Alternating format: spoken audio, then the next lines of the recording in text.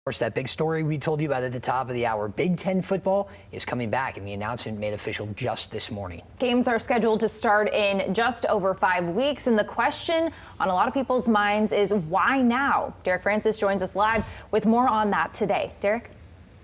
Yeah, guys, of course, it was just 2 weeks ago that Michigan gave the green light to high school football, and now more good news today. And as we learned today, for the conference known well for its medical expertise, the decision to start came down to exactly that. A 6-member press conference of leaders from across the Big Ten explaining what's changed since pulling the plug on football in early August. For me, it wasn't about political pressure, it wasn't about money, it wasn't about lawsuits, and it wasn't about what everybody else is doing. It was the unanimous opinion of our medical experts.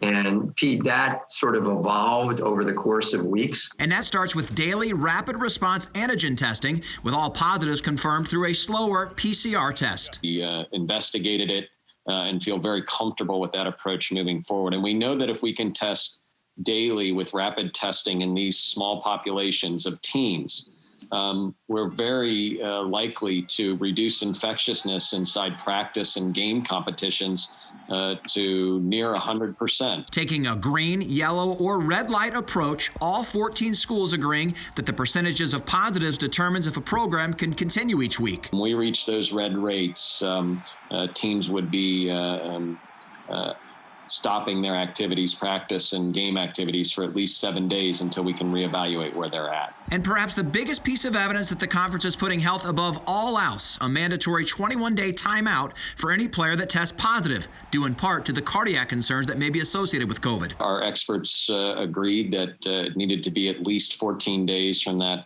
positive test at a minimum before that cardiac testing was completed and evaluated by cardiology experts, and that athlete cleared. Trying to squeeze 9 games in 9 weeks, there's essentially no margin for error or delay. Wisconsin AD Barry Alvarez explaining the season had to be worth the time of the players currently on the fence. We wanted to make the season meaningful.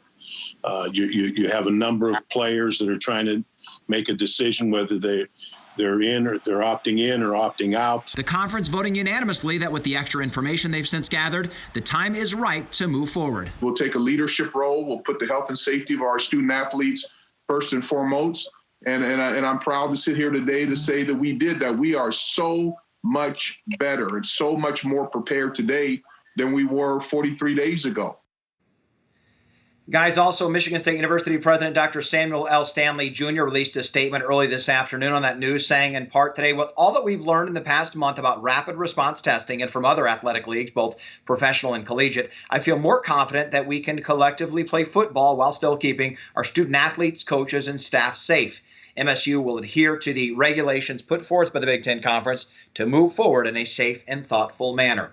We have the full statement on our web story. Meanwhile, the games, as you mentioned, scheduled to start just over 5 weeks, the Friday and Saturday weekend of October 23rd and 24th. Of course, our sports crew will have much more on all this coming up throughout the day. But for now, live in Jenison, Derek Francis, Fox 17 News.